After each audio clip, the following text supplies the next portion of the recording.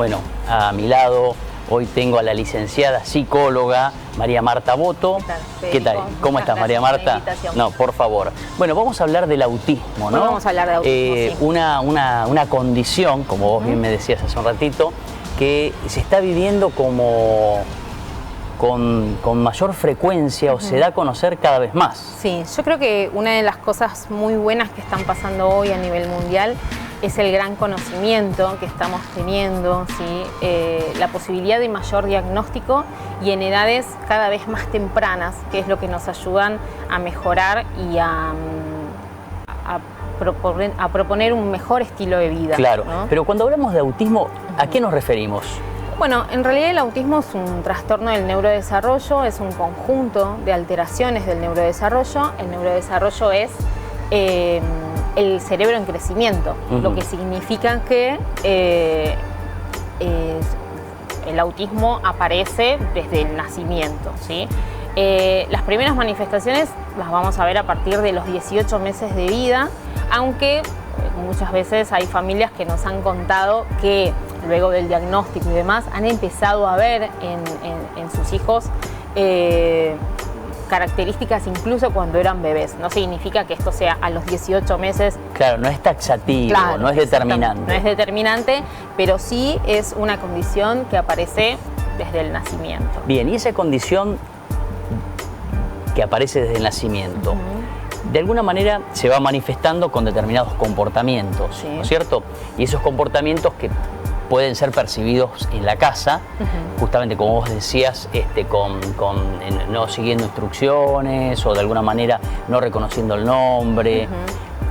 El otro día estábamos hablando con Verónica Maggio, sí, que es fonoaudióloga, y ella es especialista en lenguaje.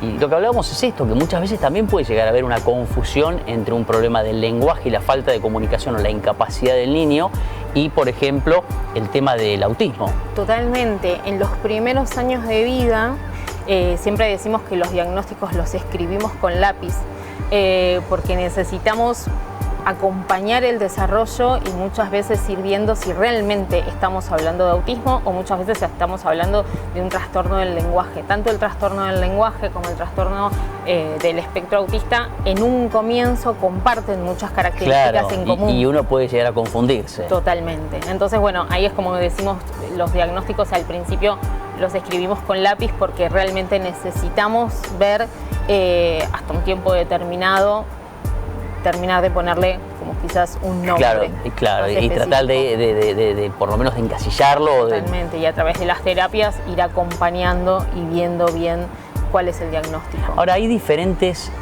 grados de autismo o condiciones de autismo. ¿Cómo se definen? No hay grados de autismo, sí hay niveles de apoyo. Ahí está. El trastorno del espectro es uno solo. Lo que sí tenemos en cuenta es que ninguna persona autista es igual a la otra, ¿sí? Por eso la palabra espectro, ¿sí? Es interesante poder pensar en el concepto de lo que es el arco iris, ¿sí? O sea, no hay una persona igual a la otra.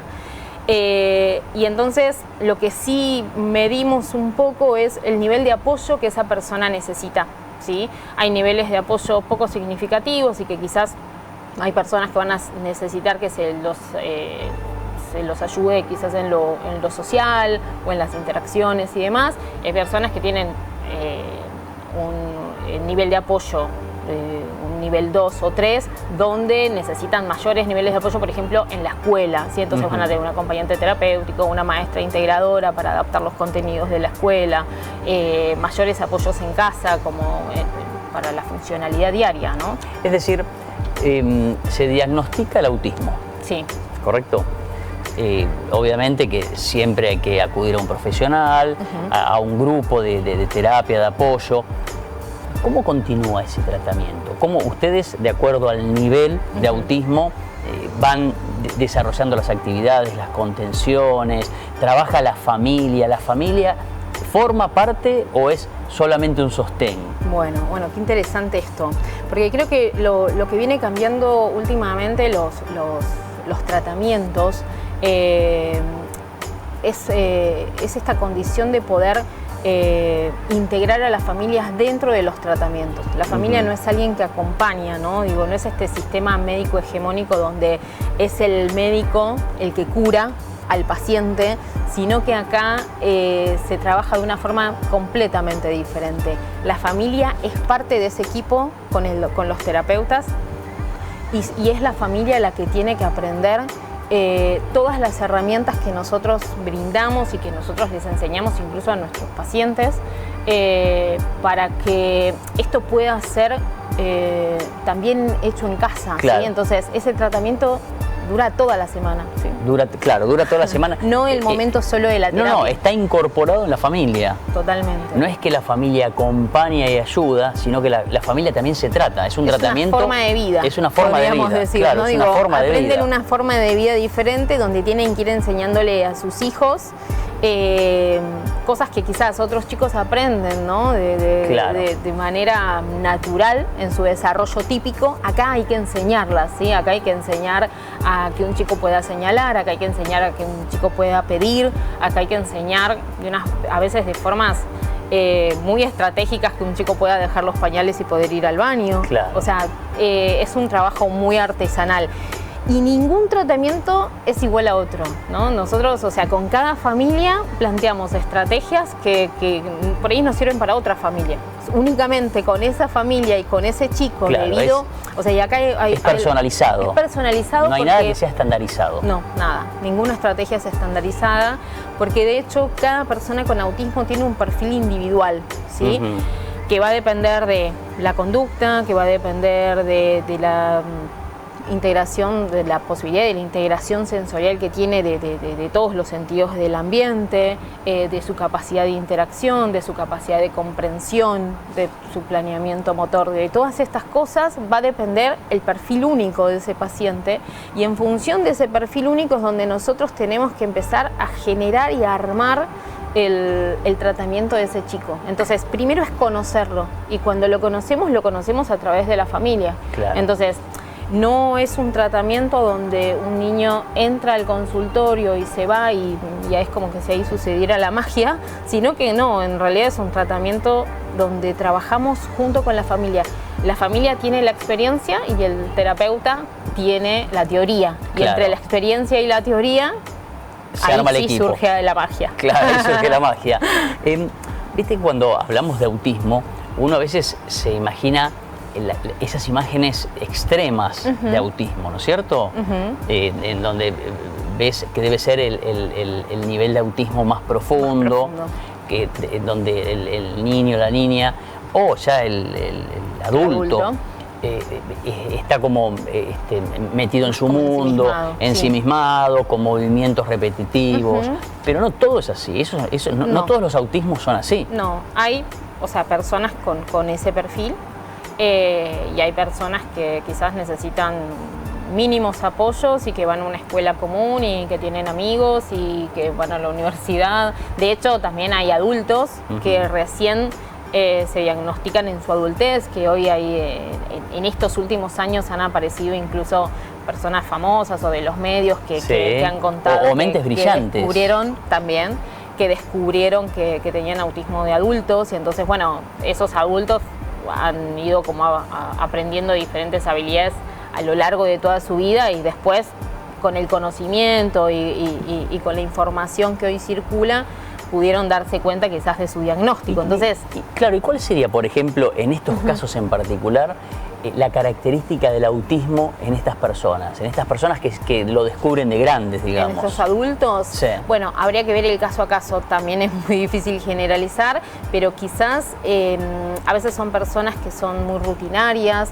o personas que tienen mucha sensibilidad a diferentes estímulos del ambiente, como pueden ser ruidos o texturas.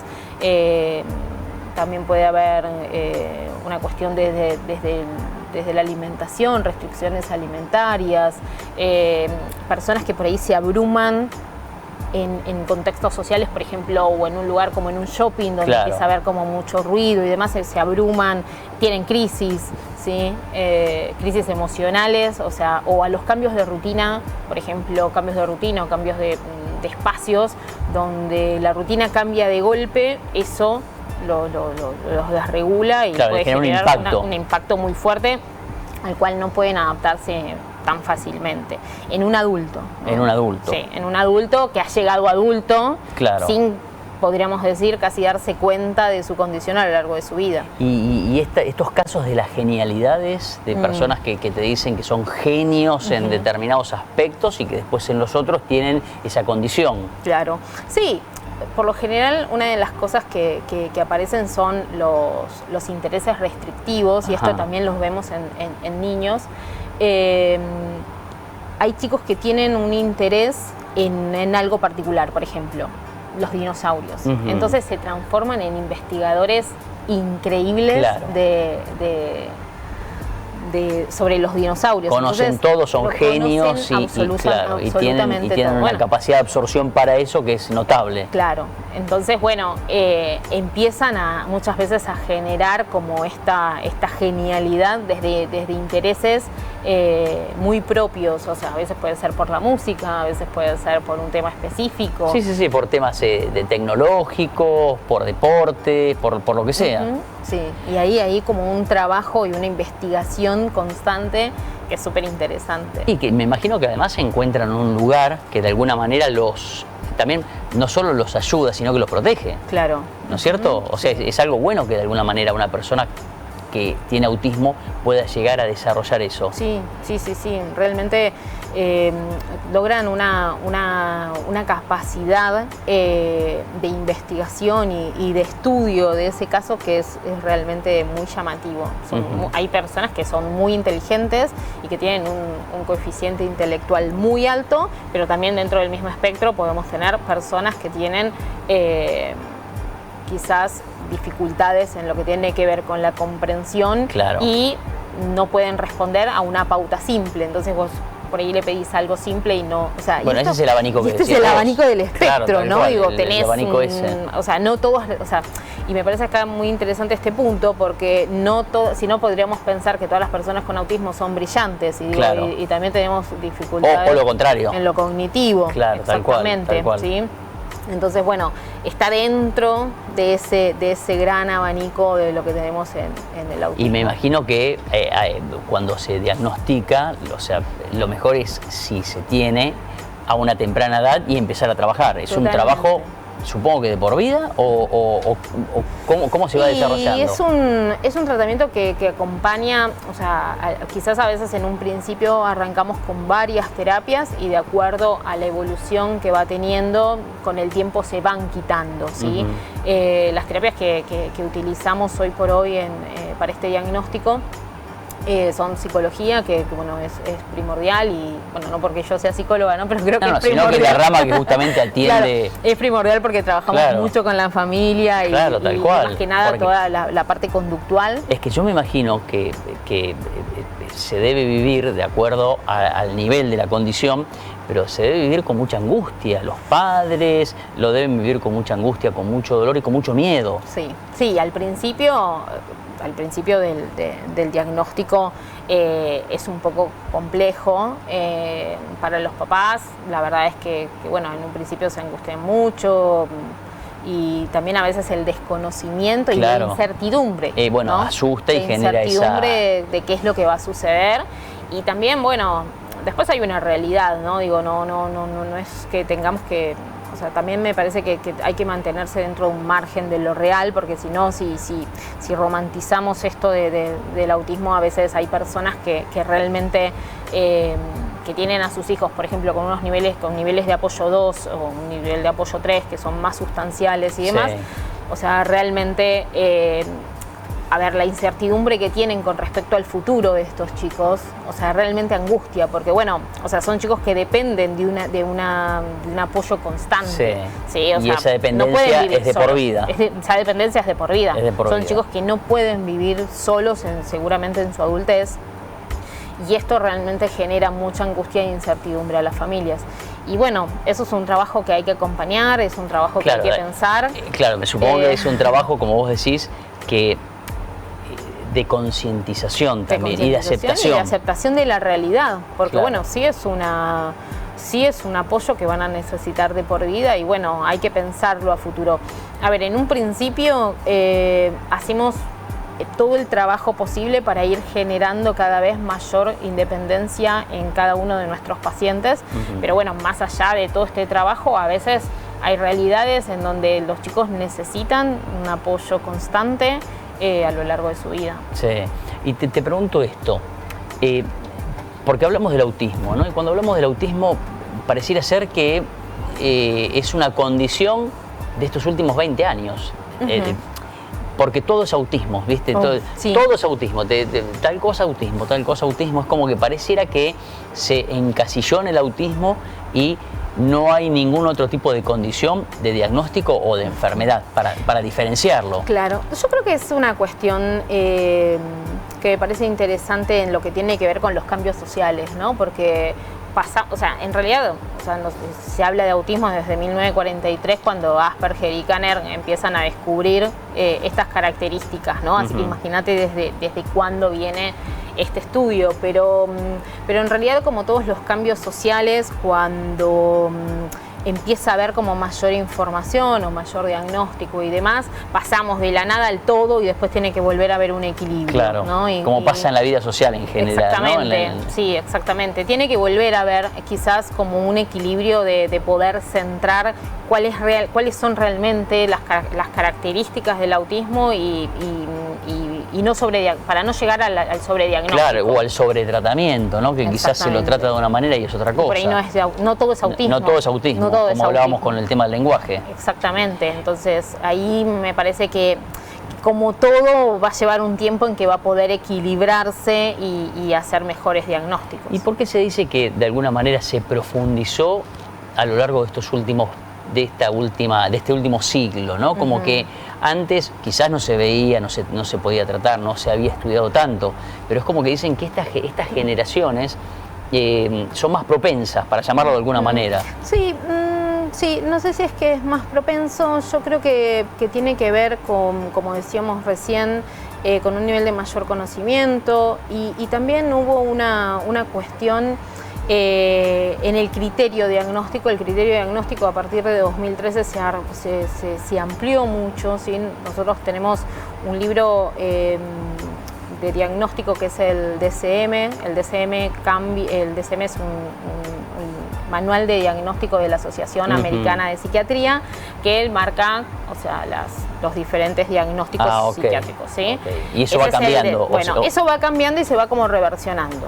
En el DSM-4, que fue hasta el 2013, existían otro tipo de diagnósticos como podía ser, el trastorno autista, el trastorno desintegrativo infantil, el trastorno generalizado del desarrollo. Todos esos, ¿sí?, se aunaron en un trastorno del espectro autista. Entonces, todos esos se ampliaron en un criterio diagnóstico. O sea, se metió como en un conjunto. Claro. Así. Hasta el síndrome de Asperger deja de existir con este DSM-5. ¿Y qué era el síndrome de Asperger? El síndrome de Asperger era como el autismo, podríamos decir, de alto funcionamiento. Estas personas que vos decías... Con mentes brillantes. Con mentes brillantes, ¿sí? Que tenían un nivel de apoyo quizás muy bajo y que son más que nada personas que en lo funcional y diario no tienen grandes dificultades. Sí las tienen, no es que no las tienen, sí las tienen, pero no son grandes dificultades como las otras. A veces son imperceptibles también, ¿no? Para el tercero. Para el tercero. Para el tercero. Sí, para el propio no. Para el propio no, pero para el tercero, para quien lo ve, realmente ni te das cuenta. Claro, para el propio no, porque realmente aparecen estas dificultades en lo que tiene que ver con lo social, en la posibilidad de hacer amigos, en el entender muchas veces las pautas sociales.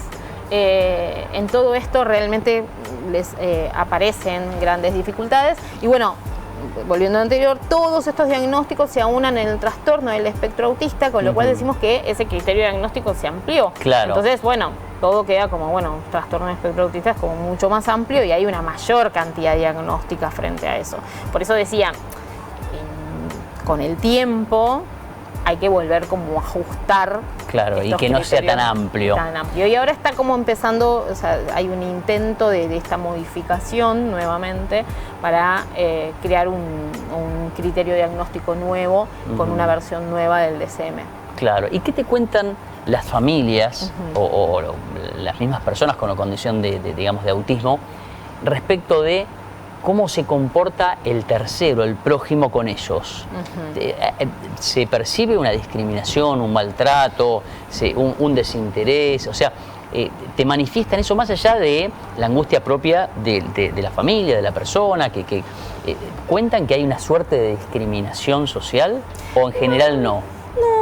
No sé si discriminación. Creo que yo creo que si tuviera que hablar con la voz de las familias, creo que lo más difícil para ellos muchas veces es salir a la calle, porque bueno, los chicos muchas veces tienen crisis conductuales, o sea, quizás frente, no sé, supongamos una situación en un shopping, claro, en un supermercado. Sí, a los ruidos molestos, música, tal cual.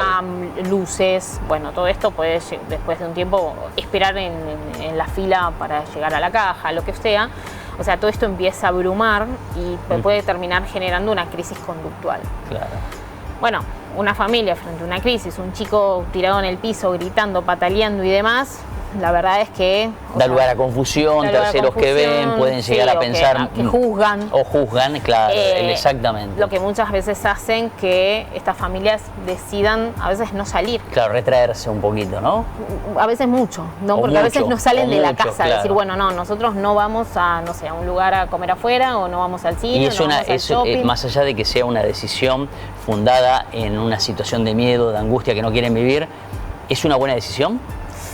Y bueno, no, en realidad no, en realidad es una decisión frente a una protección propia, podríamos decir, ¿no? Pero bueno. Pero que sería bueno que de alguna manera empiecen a abrirse.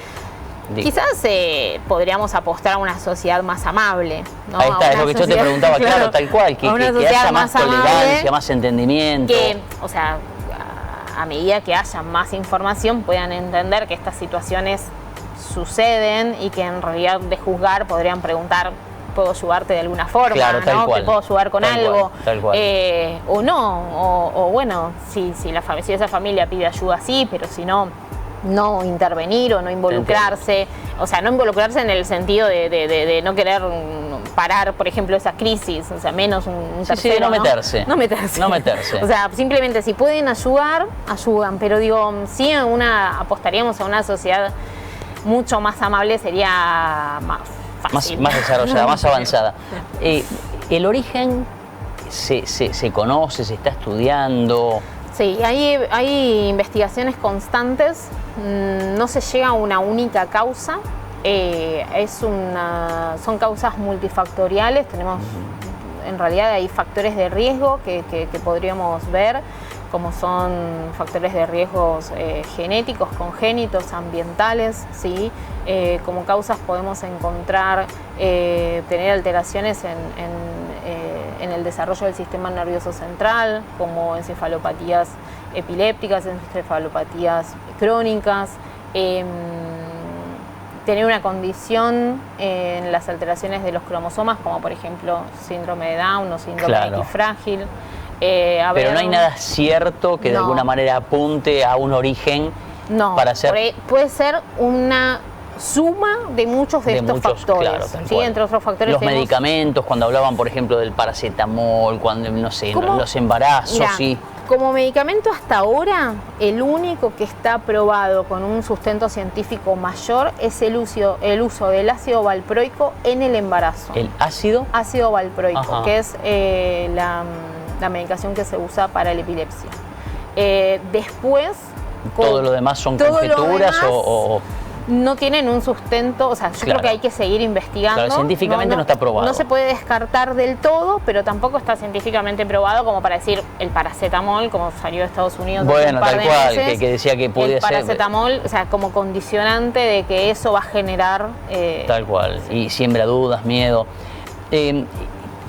estás en un centro. Estoy en un centro. Que en San Miguel. Sí. Decinos, se llama. ¿cómo se llama? Inter. Inter. Sí. Que las redes, ¿tus redes cuáles son? Inter San Miguel. Inter San Miguel. Mi Instagram, y Lic María Marta Boto, que es mi Instagram profesional, donde ahí Es voy... Lic María Marta Boto. Sí. Y ahí es donde voy brindando herramientas a las familias, y bueno, uso ese espacio como para... ¿En San Miguel estás dónde? En San Miguel estamos en España y Serrano, en la esquina.